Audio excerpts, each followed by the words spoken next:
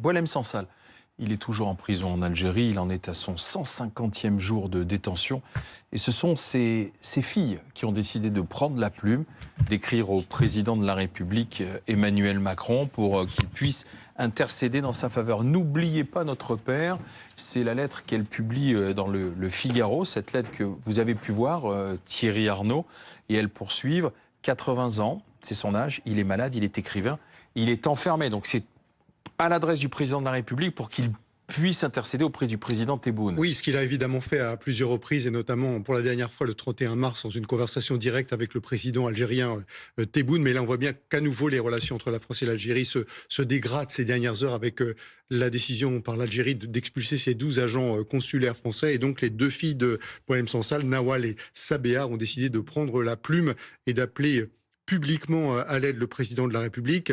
Boualem Sansal arrêté le 16 novembre, condamné le 27 mars à 5 ans de prison, une peine pour laquelle il a fait appel. Nous avions espéré, écrivent les deux femmes, jusqu'au bout qu'une grâce, même discrète, viendrait rétablir l'équilibre des choses, mais elles sentent bien que cette dégradation fait de lui, elles disent, l'otage d'un contentieux qui ne le concerne pas. Elles écrivent au président de la République, disent-elles, non pas dans l'invective, non dans le reproche, mais dans un dernier élan d'espoir. Voilà le sens de ce message qui est rédigé ce soir.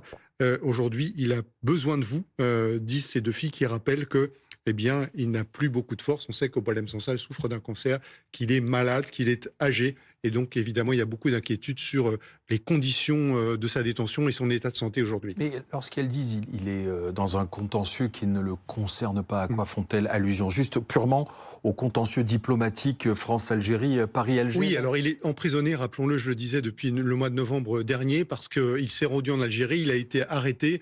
Il est franco-algérien. Il est franco-algérien, au motif qu'il avait fait des déclarations concernant un sujet qui est extrêmement sensible pour l'Algérie, la frontière entre l'Algérie et le Maroc. Il avait déclaré que, à ses yeux, historiquement, l'ouest de l'Algérie, en réalité, historiquement, appartenait au Maroc. Et c'est ça qui a été perçu par les autorités algériennes comme une provocation qui lui a valu son arrestation et sa condamnation.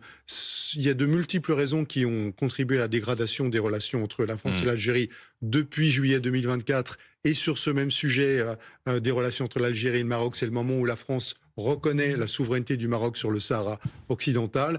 Et puis, une série de difficultés, le refus par l'Algérie d'accueillir l'écrasante majorité de ceux qui sont sous une obligation de quitter le territoire français. Et puis là, cette décision d'expulser ces 12 agents consulaires. À un moment, on pensait que les relations allaient un peu s'améliorer parce qu'il y a eu, je vous en parlais il y a un instant, ce coup de fil entre les deux présidents le 31 mars qui a en quelque sorte remis la relation sur les rails. Il y a eu cette visite une semaine plus tard à Alger du ministre français des Affaires étrangères qui s'était plutôt bien passé et qui ouvrait la voie, avait dit Jean-Noël Barrot de retour d'Alger, au rétablissement d'une relation sereine et apaisée. Et on voit que cette affaire des agents consulaires a tout fait déraper et suscite évidemment l'inquiétude des deux filles de Boualem Sansal.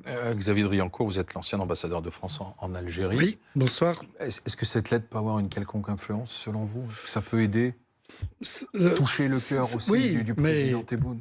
Toucher le cœur peut-être, mais peut-être pas la clairvoyance du président algérien, parce qu'il faut bien voir que à l'intérieur du système politique algérien, vous avez différents groupes, différents clans, et on peut penser que les derniers développements qui se sont produits en France, là, depuis 48 heures, c'est aussi l'effet d'un certain nombre d'actions de groupes opposés au président algérien et à sa volonté de rapprochement avec la France. Ces groupes, qui sont-ils, en fait? Vous savez, le pouvoir algérien, c'est mystérieux, c'est une boîte noire, avec des clans, des groupes qui se tirent dans les pattes.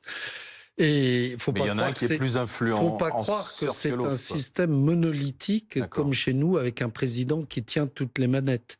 Il a l'armée qui est avec lui, qui est la colonne vertébrale du système depuis 1962. Donc voilà. Mais pour ceux qui nous regardent, en quoi Boualem Sansal, c'est important de le garder en prison en Algérie? C'est un symbole. Et aux yeux de qui? C'est un symbole vis-à-vis de la France, vis-à-vis du monde occidental, pas vis-à-vis des Algériens, parce que les Algériens lisent assez peu Boualem Sansal, qui est écrit en français, qui publie en France, mais c'est un symbole aux yeux de la France, aux yeux de la littérature française. Et Boualem Sansal est pris en otage depuis le mois de novembre dernier. Il est l'otage de cette crise née, il faut le rappeler, du Sahara occidental. Ouais. Quitte à ce qu'il meure en prison, c'est prendre ce risque aussi. Les Algériens ne reculent devant rien. Ils prennent un risque, effectivement, mais il y a eu des interventions françaises du président de la République, de M. Barrot, il y a eu des interventions européennes, il y a eu des interventions italiennes auprès des autorités algériennes, parce que l'Italie a très bonne relation avec l'Algérie, et les Algériens n'ont absolument pas reculé. Non, mais ce bras de fer, finalement, pourquoi le maintenir? Pourquoi ne pas apaiser les situations alors qu'effectivement, du côté du ministre des Affaires étrangères, on est allé sur place, que le président de la République... Et on a beaucoup cédé à l'Algérie, je le rappelle. Si vous regardez le communiqué ça sert à montrer à la population qu'on reste un pays fort face à l'ancien colonisateur, il faut montrer qu'on est d'égal à égal et qu'on peut tenir la dragée haute à la France. Donc c'est un message de politique intérieure. Parce que la France, c'est de la politique intérieure en Algérie, de même que l'Algérie, c'est de la politique intérieure en France. Merci Xavier Driancourt, Thierry Arnaud. Oui, un point important, parce que dans ce conflit entre la France et l'Algérie, vous savez qu'il y a cette expulsion des 12 agents consulaires qui doit être effective aujourd'hui, puisqu'elle a été annoncée dimanche avec un délai de 48 heures. On attend la confirmation officielle que l'Algérie a décidé de maintenir cette expulsion, et on attend donc évidemment la réponse de la France, dont on comprend qu'elle est imminente. Et la pratique habituelle, je parle sur le contrôle de l'ambassadeur, mais c'est que si l'Algérie a expulsé 12 agents de son ambassade à Alger, on devrait par réciprocité en expulser la réciprocité et expulsera à son tour 12 agents de l'ambassade d'Algérie à Paris. Donc on est reparti dans une escalade. Voilà.